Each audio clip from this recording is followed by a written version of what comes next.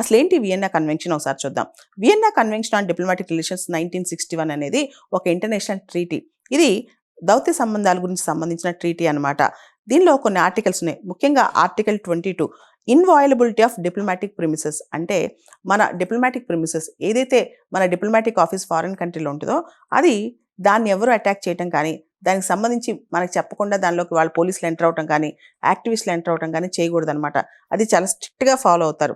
ముఖ్యంగా డిప్లొమాటిక్ ప్రిమిసెస్లోకి వెళ్ళి ఏదైనా డ్యామేజ్ చేయటం, ఇంట్రూడ్ అవటం, పీస్ని డిస్టర్బ్ చేయటం, ఇవన్నీ కూడా వియన్నా కన్వెన్షన్ ఆన్ డిప్లొమాటిక్ రిలేషన్స్కి వ్యతిరేకం అనమాట. అదేవిధంగా వియన్నా కన్వెన్షన్ ఆన్ డిప్లొమాటిక్ రిలేషన్స్లో ఆర్టికల్ 29 ప్రకారం డిప్లొమాట్స్ని అరెస్ట్ చేయటం, డీటైన్ చేయటం అలాంటివి చేయకూడదనమాట.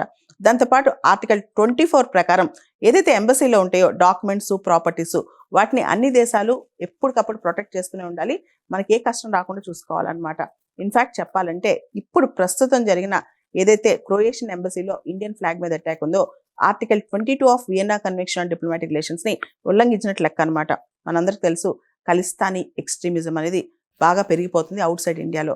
దీనికి సంబంధించి భారతదేశం ఖండిస్తూనే ఉంది. యాంటీ ఇండియా యాక్టివిటీస్ ఎక్కడ జరిగినా మనం ఖండిస్తూనే ఉన్నాం. కానీ ఇంకా కూడా ఇటువంటి యాక్టివిటీస్ ఇతర దేశాల్లో, అంటే బయట దేశాల్లో జరగకుండా ఆపాల్సిన బాధ్యత మనకి ఉంది, ప్రపంచ దేశాలకు కూడా ఉంది.